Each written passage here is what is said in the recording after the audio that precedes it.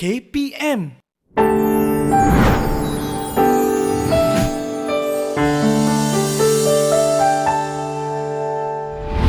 Assalamualaikum warahmatullahi taala wabarakatuh dan salam sejahtera.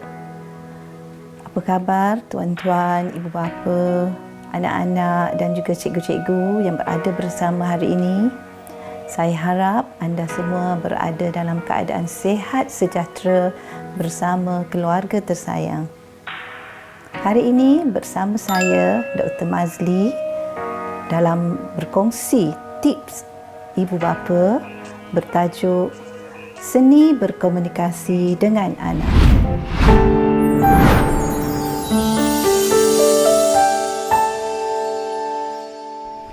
Komunikasi adalah satu perkongsian maklumat. Ia juga adalah satu proses untuk menghantar dan juga menerima maklumat untuk seseorang. Komunikasi kita boleh gunakan dalam bentuk lisan dan juga bukan lisan. Contohnya seperti apa yang saya buat sekarang bersama anda. Ini saya sedang melakukan komunikasi secara lisan. Manakala secara bukan lisan pula ataupun non-verbal pula adalah melalui pergerakan bahasa badan, pergerakan muka, mimik muka, isyarat. Kadang-kadang kita bertanya kepada anak-anak kita, contohnya, nak makan ke tidak? Kadang-kadang anak-anak tidak mengeluarkan suara. Dengan mengangguk, menandakan nak ataupun mengeleng, menandakan tidak. Itu adalah salah satu contoh komunikasi bukan lisan.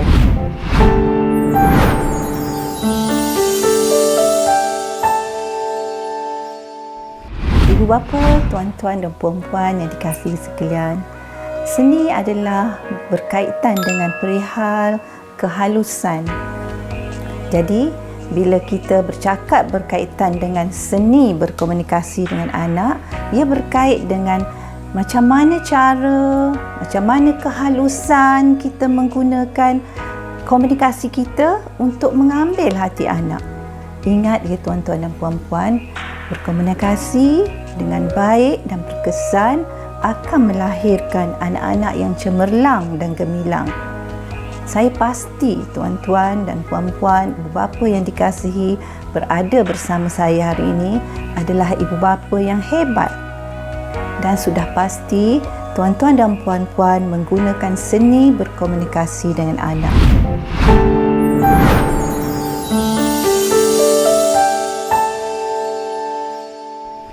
Terdapat dua jenis komunikasi yang kita biasa gunakan, sama ada dengan anak-anak, dengan kawan-kawan, dengan rakan sepejabat, dengan jiran tetangga, iaitu non-verbal dan juga verbal ataupun kita katakan lisan ataupun bukan lisan.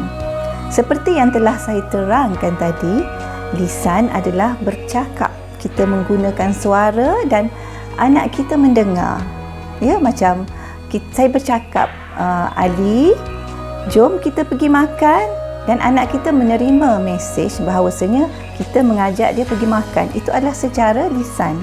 Secara lisan yang lain contohnya adalah ceramah, memberi ucapan, bersyair pun salah satu komunikasi yang disampaikan secara lisan.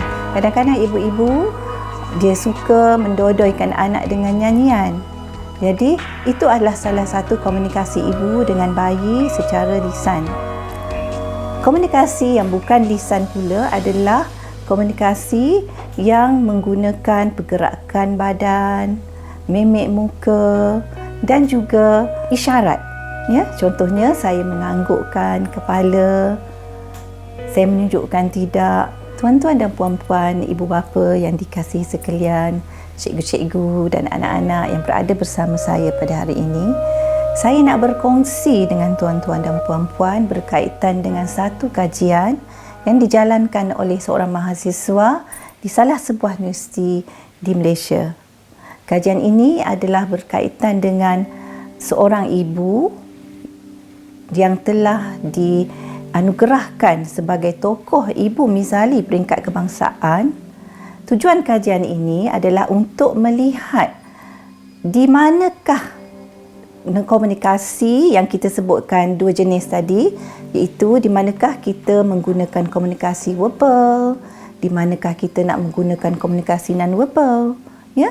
Jadi dapatan kajian menunjukkan Ibu Misali yang mendapat anugerah tokoh Ibu Misali peringkat kebangsaan ini telah menggunakan komunikasi lisan semasa beliau ingin membuat bimbingan kepada anak-anak, ingin mengajar anak-anak macam yang saya sebutkan tadi. Contohnya kita nak mengajar anak untuk mengikut peraturan. Ya? Contohlah, katakanlah dalam rumah tangga kita, kita bersetuju dengan suami untuk menetapkan peraturan anak-anak mesti berada di rumah sebelum pukul 7 malam. Ya? Jadi kita pun panggillah anak-anak kita, okey, hari ni mama dengan ayah nak cerita. Kita mesti berada di rumah semasa sebelum pukul 7 malam.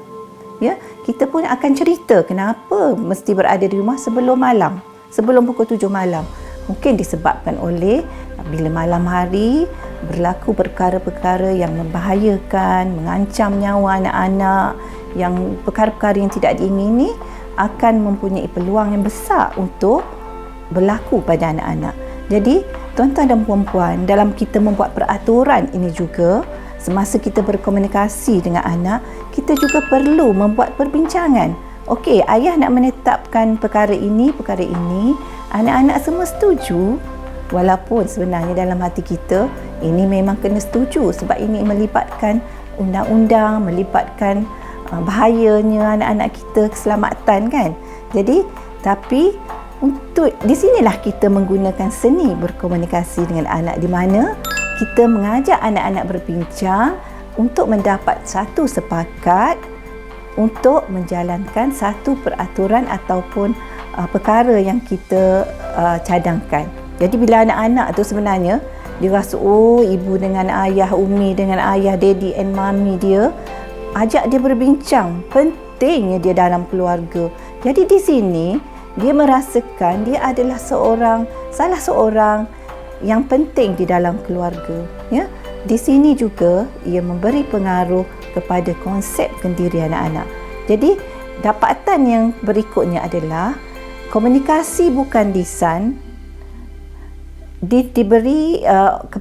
digunakan oleh Ibu Misali tadi semasa menunjukkan kasih sayang dan juga semasa melakukan kerjasama dalam keluarga. Ya, contohnya bila anak-anak balik dalam keadaan hujan dan keadaan sedih, kita akan panggil anak, peluk anak, di mana masa itu anak kita merasakan kasih sayang. Didik TV KPM. Didik TV KPM.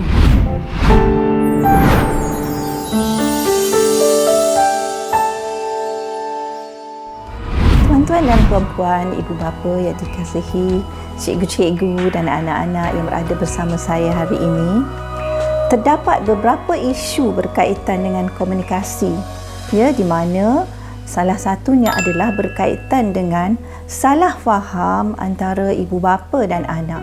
Saya rasa isu ini banyak berlaku dalam kalangan ibu bapa, ya, ibu bapa dan anak-anak. Dan perkara ini akan menyebabkan anak-anak merasa jauh hati.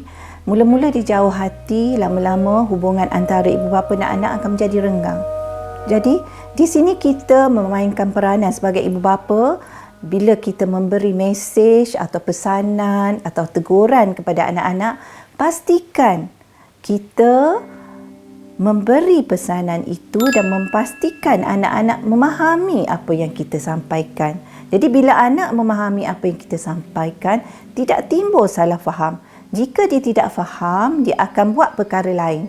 Kita suruh anak kita buat perkara A, bila tiba-tiba dia akan buat perkara B. Jadi bila dia buat perkara B, balik rumah ayah kata, kenapa tak buat macam ni? Kita marah dia. Jadi dalam hati anak, kita dah ikut arahan ayah. Kenapa pula ayah marah kita? Jadi perkara itu akan menyebabkan anak lama-lama rasa jauh hati dan menyebabkan kerenggangan dalam keluarga kita. Yang kedua adalah berkaitan dengan bahasa yang digunakan oleh ibu bapa. Ya, kadang-kadang kita ni suka kadang-kadang berkawan dengan kawan-kawan baik kita yang sebaya umur dengan kita. Jadi kita bercakap dengan bahasa-bahasa yang kadang-kadang agak kasar untuk anak-anak yang berumur peringkat-peringkat kecil yang berada di rumah kan. Jadi bila kita bawa bahasa yang kita gunakan di luar bersama kawan-kawan, bawa balik ke rumah dan juga berbahasa begitu dengan anak-anak, jadi dia akan menyebabkan anak-anak pun bawa bahasa itu bila pergi berjumpa dengan kawan-kawannya. Jadi timbullah kata-kata, percakapan-percakapan yang tidak sepatutnya dikeluarkan oleh seorang kanak-kanak ataupun anak-anak yang berusia begitu. Jadi tuan-tuan dan puan-puan, ibu bapa yang dikasihi, komunikasi dari segi bahasa, dari segi penyampaian mesej itu sangat penting untuk kita membaiki hubungan antara ibu bapa dan anak.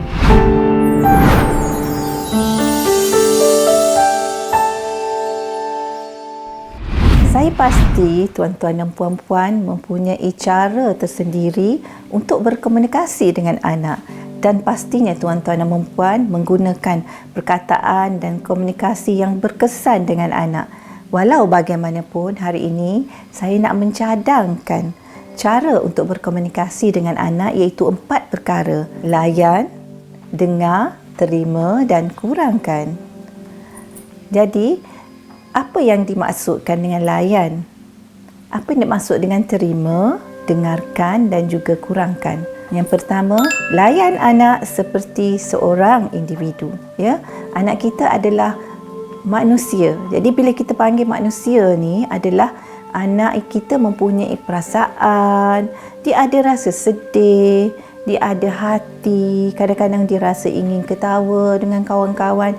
Jadi kita layan anak-anak kita seperti mana kita melayan kawan-kawan kita, kawan-kawan pejabat kita. Kita cakap dengan sopan, kita gunakan seni yang terbaik berkomunikasi dengan bos kita agar keadaan kita dan persekitaran kita selesa. Begitu juga bila kita berada di rumah, gunakan seni berkomunikasi yang terbaik dengan anak.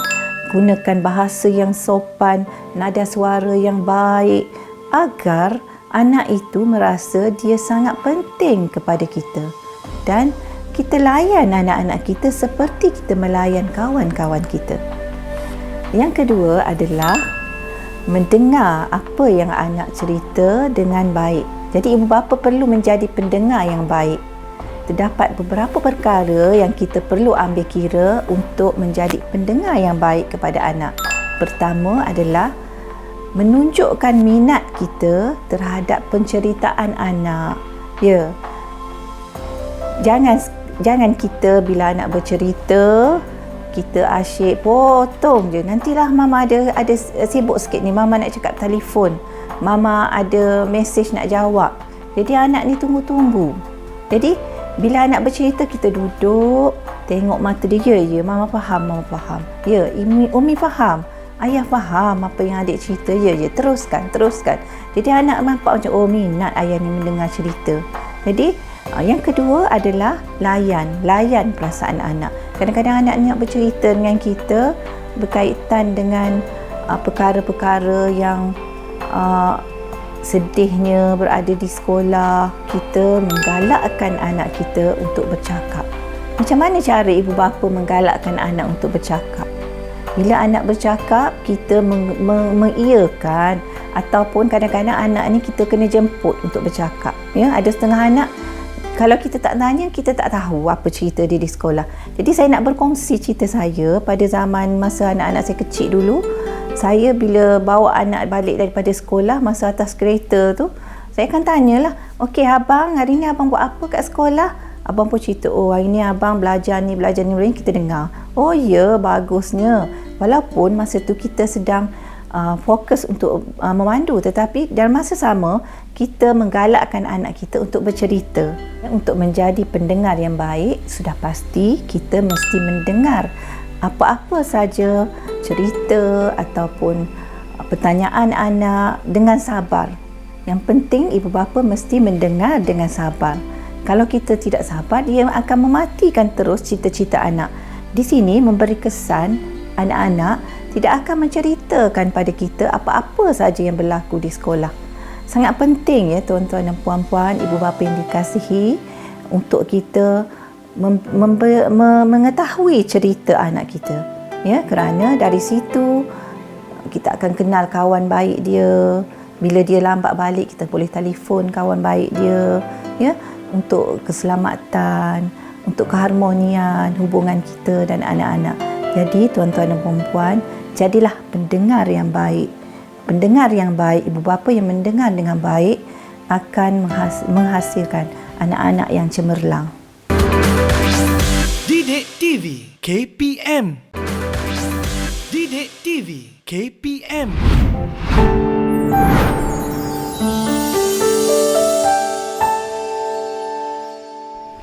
Untuk berkomunikasi dengan baik dengan anak juga, tuan-tuan dan puan-puan perlu menerima perasaan anak. Kadang-kadang kita menerima perasaan anak hanya dalam perasaan yang positif saja. Ya, anak-anak juga kadang-kadang dia akan meluahkan perasaan negatif juga. Contohnya, bila balik daripada sekolah, dia akan bercerita, "Ibu, saya tak sukalah berkawan dengan Ali ni."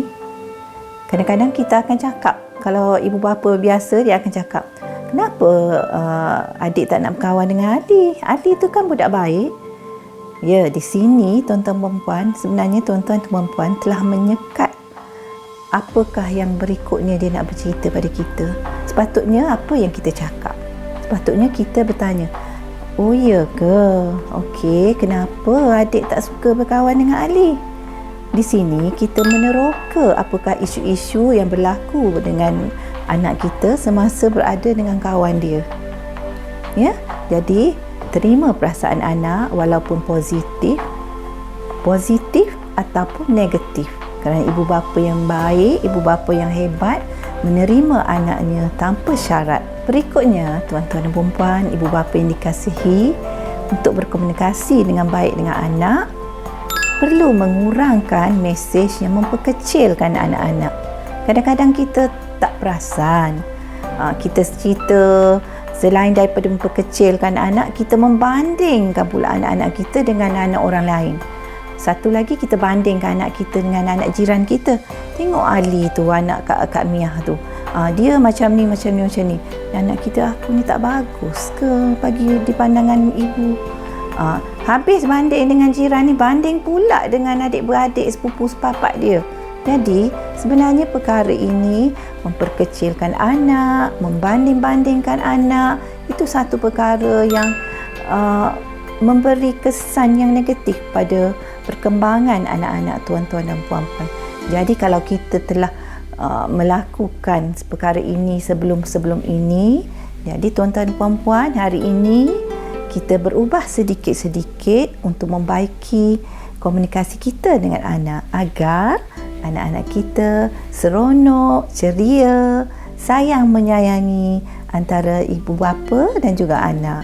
Ibu bapa dan tuan-tuan, anak-anak, cikgu-cikgu yang berada bersama saya hari ini, penting berseni untuk berkomunikasi dengan anak ni tuan-tuan dan puan-puan. Kerana bila kita berkomunikasi dengan baik, dengan sopan, melayan anak dengan baik, dia akan meningkatkan kualiti hubungan antara ibu bapa dan juga anak. Selain daripada itu, untuk perkembangan anak-anak, ia akan meningkatkan keyakinan diri anak-anak.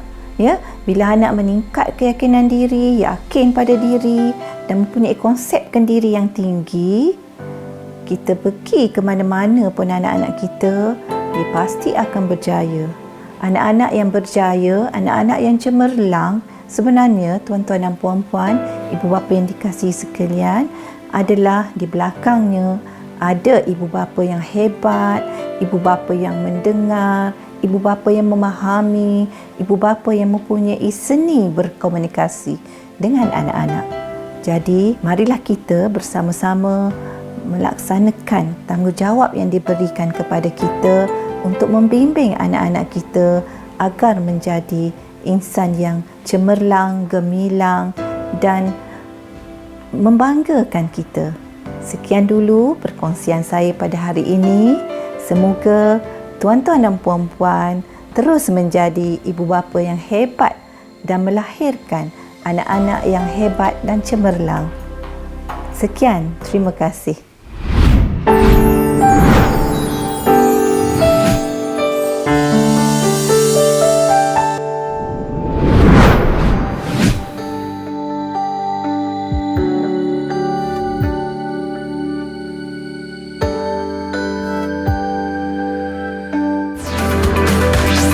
Didik TV KPM